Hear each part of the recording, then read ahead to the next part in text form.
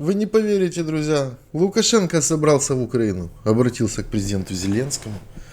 Армяне записали потрясающее видео, хочу вам показать. Казахи там дают, в общем, сегодня так получилась такая солянка бывших стран Советского Союза очень большая. И достаточно интересно, знаете, после ночного видео, которое я вам сегодня записал, многие написали: Саня, куда катится мир? Знаете, я вот уже сейчас отошел, я могу вам улыбаться, я многие вещи, наверное, слишком эмоционально воспринял, потому что я вам вообще хотел записывать сейчас видеообзор международной повестки. Как мир отреагировал на то, что вчера заявил Си. Просмотрел все медиа, вообще всех стран, ну, европейских, западных. 0 публичных комментариев от официальных лиц. Вообще, они этого не заметили. Полный игнор, вообще. Газеты пописали, и то газеты даже не обратили внимания, что там Си задекларировал необязательный к выполнению многополярный мир, и я, говорит, царь. Они все абсолютно сослались, что в принципе это был визит, где Пуй летел туда, что я ж твой партнер, я твой партнер, а уехал конкретно официально маленьким вассалом, где говорит: так, Си, мы завод, мы производим. Твое дело вот там вот в стороночке аккуратненько копать и давать мне сырье. Больше от тебя ничего не надо. И вот так они расстались, потому что Пуй, как по 47 этим пунктам, не получил вообще ничего. Европейская пресса про это пишет, американская, британская, в общем, все, так скажем, ухмыльнулись и сказали: ну, то, что Си хотел, то и получил. Загнал того медведя израненного очень-очень глубоко и говорит: ну, ты хотя бы дышать еще хочешь? Вот там вот где-то рядышком ползай, будешь дышать. Вот так, в принципе, мировая пресса это опубликовала. Поэтому вернемся к нашим диктаторам, к Луке, например.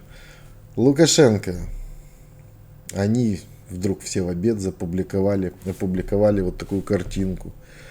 Все находятся в своих главных управленческих центрах, начинаются ядерные учения, все серьезные, напряжены для предела. Путин, Лукашенко, там команды дают: стреляйте, ракета Ярс, ракета такая-то, полетела на таком полигоне, на таком. И потом выходит Лукашенко, говорит: все цели учений достигнуты. Наша ядерная ракета попала точно в копеечку. И вообще, говорит, раз у нас это оружие есть, мы же должны ему учиться. Мы ему учимся, чтобы все знали, что мы умеем им пользоваться. Второе, мы ни на кого нападать не собираемся. И на Украину мы тем более нападать не собираемся. Ну, хватит уже это нести. Мы, конечно, на нее нападем, если она нападет на нас. А так, это не надо нашему гражданскому обществу. И вообще по войне это не надо. Мы не будем воевать и не собираемся с Украиной. И после этого говорит: если уважаемого президента Зеленского есть какие-то вопросы по отношениям Украины, даже с Беларусью, не берем войну, я готов приехать в любую точку Украины и с ним встретиться и все обсудить. Наверное, он мечтает побывать в Малой Токмачке или в Бахмуте. Мне кажется, если президент Зеленский его туда пригласит, будет интересно. Он же у нас смелый, летать любит по горячим точкам. Озаренка с собой возьмет. Вот. Ну и в принципе на этом все. Говорит, если не хочет Зеленский со мной встречаться в Украине, в любой точке Беларуси встретимся. И ладно, сегодня много видео, давайте начнем с видео. Первая тема, которую я хочу с вами обсудить, такая глобальная.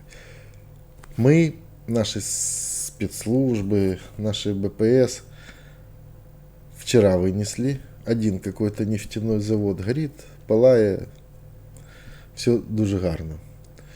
И сегодня еще один завод вынесли. Тоже я уже не буду ставить картинки, как он горит, потому что у нас под хорошую музыку есть другая работа спецслужб. Она там с ФСБшниками очень чудесно поработала на оккупированных территориях. Вот то видео я вам под хорошую музыку поставлю.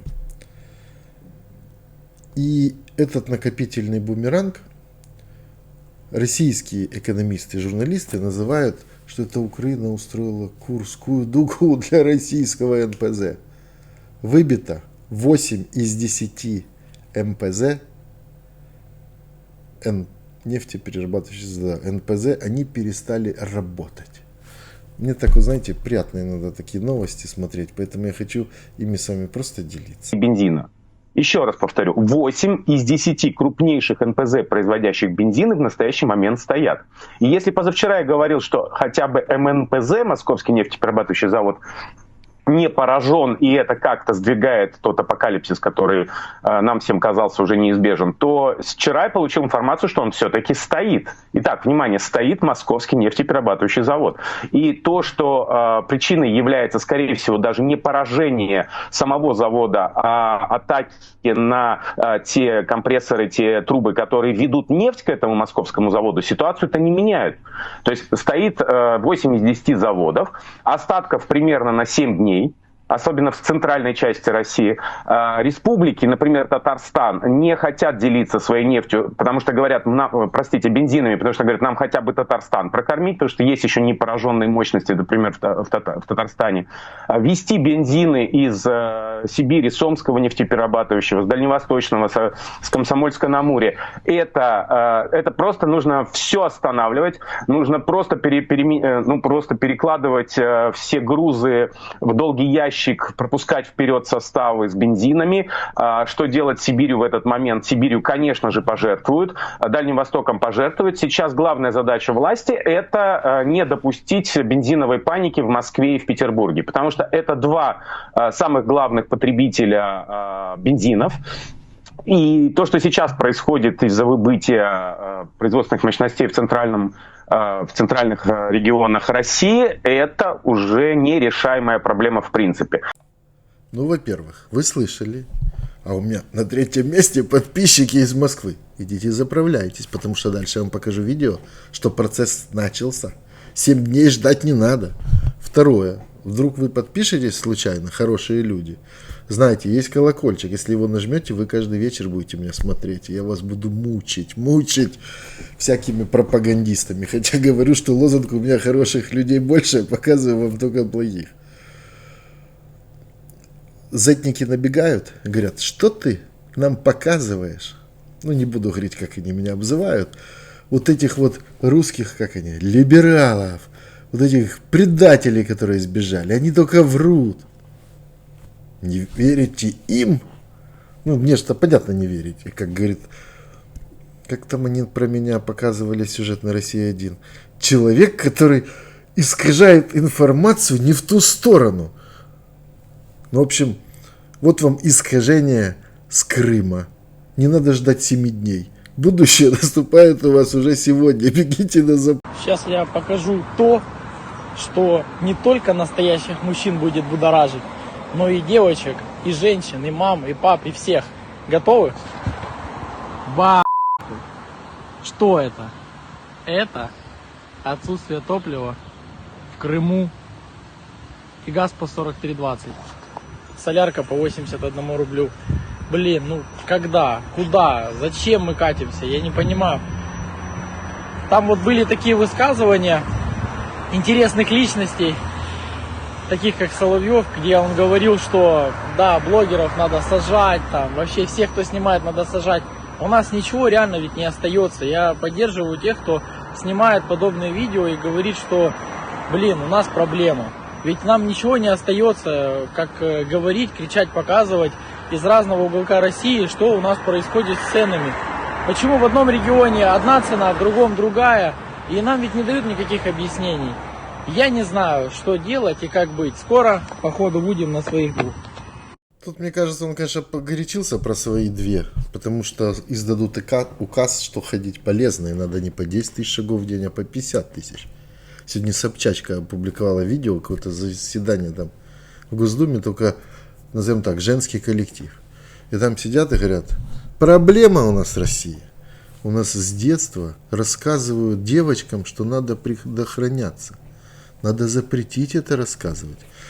Тогда они будут с юности рожать нам самых красивых, молодых и прекрасных зетников, которые готовы будут с пеленок идти на войну. Сидишь ты, слушаешь. Господи, убирайте вы от власти всех этих шизофреников, ну идиоты же просто, ну катастрофа. Ну, а может им это нравится, тут такое дело. Давайте мы лучше послушаем хорошую музыку, потому что наши спецслужбы нашли очень хороший комплекс, где сидела одна большая группа спецпризначенцев, як це російською, спецпризначенцев, ну, короче, специалистов ФСБ, скажем так. И к ним прилетело что-то неизвестное. Единственное, вы поймете, я какие-то яркие штучки сделаю так, что они будут в квадратиках. YouTube любит просто квадратики смотреть. Вот. А музыку какую-то душевную вам поставлю, потому что, ну, слава нашим героям, слава нашим защитникам. Мы закрыли сами сбор для морской пехоты. Скоро у вас будет видео от ребят. Самое главное, чтобы они были живые. А вам всем низкие поклоны. Смотрим на работу СБУ.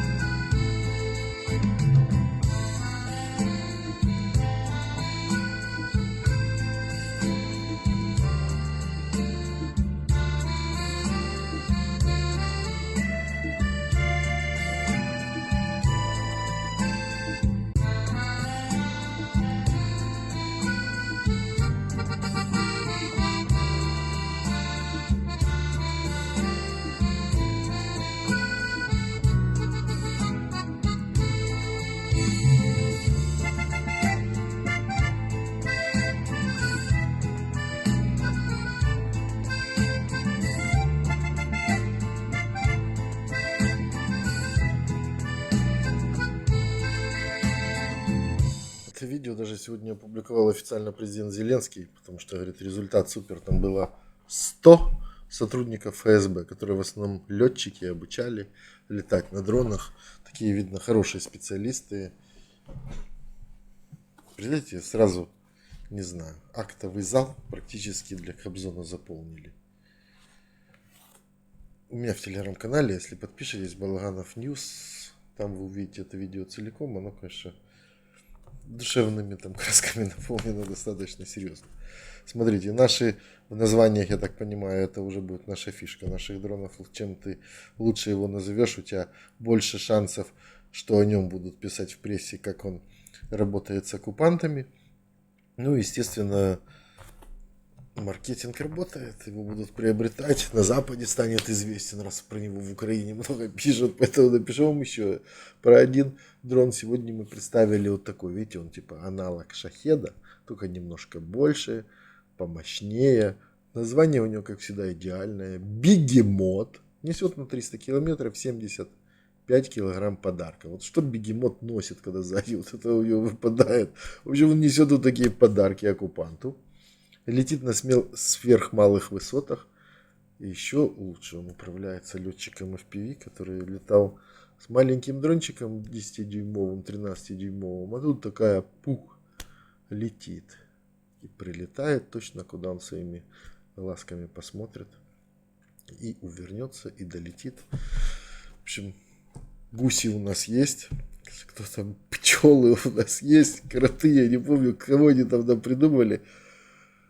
Мы пошли дальше. Мы теперь по оккупантам будем запускать летающих бегемотов.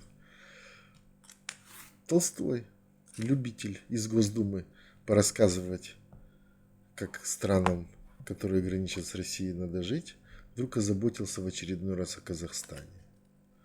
Говорит, ну, посмотрите. Почему?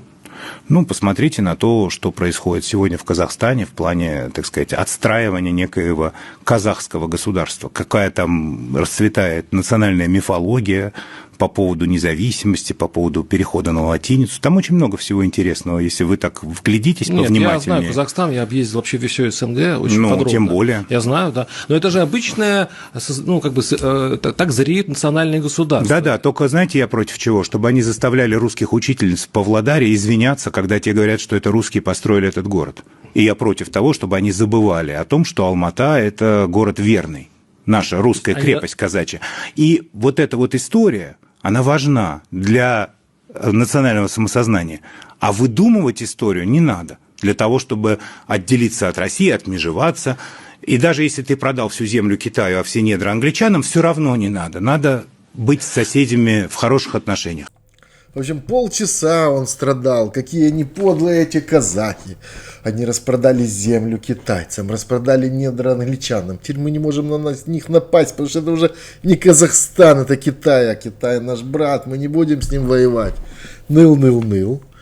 И тут я получаю новость, где-то там в Казахстане, на каком-то форуме, не знаю, симпозиуме, выступал президент Токаев и говорит, хватит стесняться.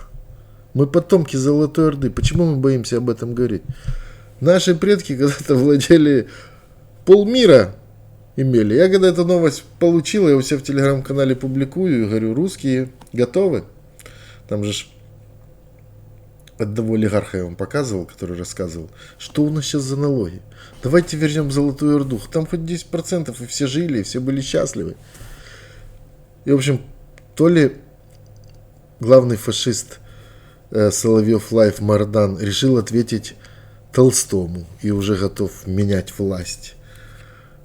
То ли решил подлизать Токаеву. Он сегодня публикует пост и говорит, а вы знаете, вот вы тут все рассказываете нам, что надо ставить памятники Сталину. А я вам добавлю, мы должны еще ставить памятники Чингисхану тоже, потому что он привез к нам цивилизацию, он научил нас государственности, он нежно перевоспитал всех наших чиновников, бояр и заставил их работать для страны. Там памятники ставить, и Золотой Орде ставить. Они нас научили жизни. Вот такое, думаю, перевоплощение. Ну что произошло в Казахстане, друзья? Самая главная новость. Украина когда-то нефтегаз выиграл международный суд, где должен догонять по миру российский «Газпром» и забрать у него имущество на $1,5 миллиарда, на 1,4 миллиарда. И вроде как все говорят да-да-да, но ничего не происходит. И вот на этой неделе суд Казахстана признал право Украины забрать имущество «Газпрома» на территории Казахстана на $1,5 миллиарда. Так интересно. Прям алга Казахстан. Живи Беларусь, слава Украине. Грузины забыл, как там вы меня учили, забыл, напомните в комментариях. Дальше я вам покажу видео из Еревана. Мне опять подписчики прислали. Там же у них выборы скоро. Смотреть за российской пропагандой одно удовольствие. Они рассказывают, как все Пашиняна не любят, как его ненавидят, как этот изверг довел народ до ручки, но при этом все говорят, что за него проголосует большинство. Ноют, но большинство проголосует. И уже я в медиа видел такие аналитические статьи, огромное количество вбросов. В общем, они бросились, знаете, опять всю свою медиа-империю. Пашинян враг, Пашинян фашист, потомок фашистов. Ну, в общем, все. И каждый день рассказывают, нам не надо не то. Если вы вдруг опять выберете Пашиняна, вам катастрофа, вы вымрете, армяне, только мы вас будем вот это всегда кормить и лелеять. А так, какой ужас. Поэтому видео вам из Армении. Я прощаюсь с вами. До завтра. Украине тихой ночи. Ну, подпишитесь на всякий случай, это ж не сложно. Лозунг хороших людей больше. В Армению прилетели лидеры из 50 стран. Сейчас разберусь. Смотрите, кто звонит. Возьмите, посмотрим, что они хотят. Пашинян, что у вас там происходит? А почему вас так волнует, что у нас происходит? Нет, мне просто интересно, почему нас не пригласили. Ну я же не виноват, что у вас половина планеты враги. Но мы просто хотим прилететь, сюрприз подарить. Хорошо. Мы вас ждем. Сейчас сделаем там фото с лидерами и покажем по телевизору. И нас больше никто не назовет изгоями. Ну что, Вова, идем? Да, но ты первый.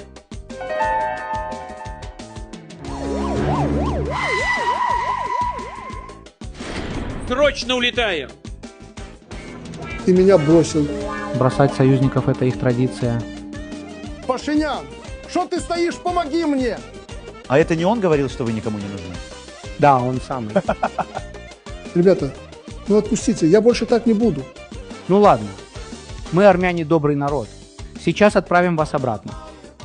Пашинян, а зачем этот костюм и где мой самолет? Вот ваш самолет.